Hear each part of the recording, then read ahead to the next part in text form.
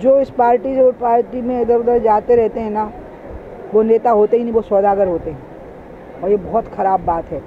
आप कहोगे कि फिर मैं इससे क्यों नहीं जोड़ रही हूँ कि कमलनाथ जी, देखिए कमलनाथ जी ने सिंधिया को चुनौती दे दी और ये कहा कि वो सड़कों पर संघर्ष करके बताए। आपको याद है ये बात?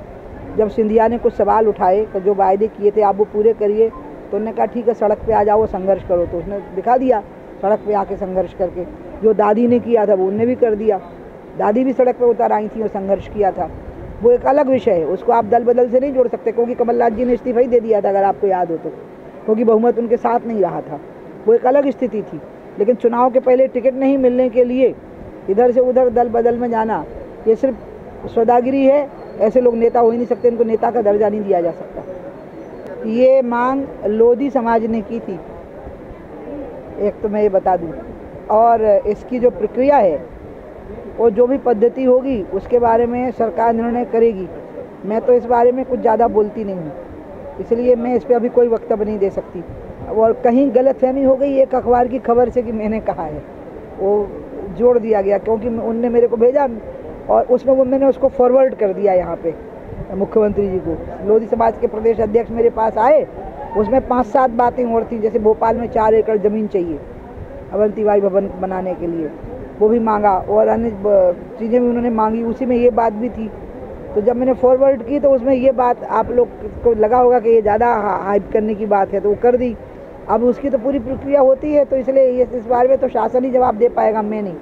मैं तो इसी में प्रसन्न हूँ कि रानी अवंतीबाई जी के लिए यहाँ एक बहुत अच्छा काम शुरू हो रहा है यहाँ पर, और आगे बहुत बढ़ेगा। अभी ये आप ये समझ लीजिए कि कितनी तत्परता दिखाई होगी मुख्यमंत्री जी ने कि मैं अभी 20 मार्च को घोषणा करके गई और आज मैं शिलान्यास करने के लिए यहाँ पे आ गई। मुझे पता है कि अभी मोदी जी लंबे समय तक राज करने वाले हैं, क्योंकि हमने तय किया है कि उनको हम आसानी से 75 साल का नहीं होने देंगे। हम तय करेंगे कि वो कब 75 साल के होते हैं, ये हमारे द्वारा निर्णय होगा, देश की जनता तय करेगी। वो उनकी उम्र से तय नहीं होगा, डेट ऑफ बर्थ से तय नहीं होगा, नहीं, भारत की जनता की इच्छा से तय होगा कि मोदी जी कब 75 साल के होंगे, क्योंकि उनका मानक तय कर रखा है 75 साल वाला। इसलिए मैं आपको कह रही हूँ मोदी जी प्रधानमंत्री बने रहे, हमारी मध्य प्रदेश में सरकार बनी रहे, मेरे भाई शिवराज का झंडा गड़ा रहे, और इतना अच्छा काम यहाँ पर आज हम शुरू कर रहे हैं। ओम प्रकाश दुबे के मुंह से 100 करोड़ निकल गया, तो 100 करोड़ खर्च कर पा के रहेंगे ओम प्रकाश से।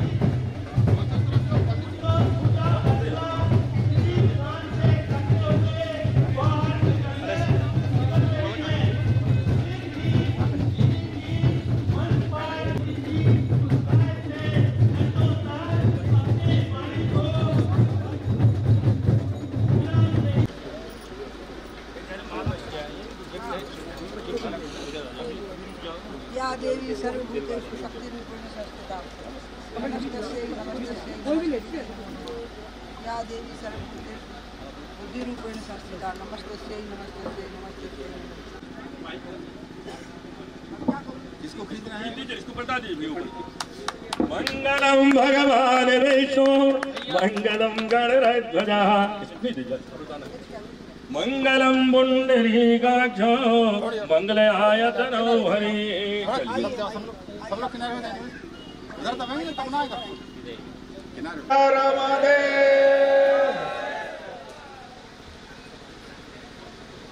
आज हम डिंडोरी वालों का सौभाग्य है कि हमारे बीच में हमारे पूज्य पूर्व मुख्यमंत्री जी, हमारे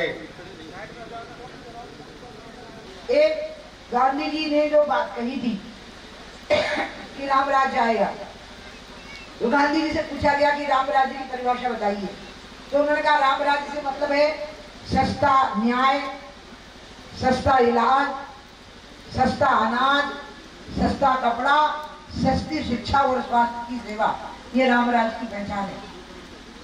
अब इस रामराज की पहचान में न्याय महंगा हो गया, डिले हो गया।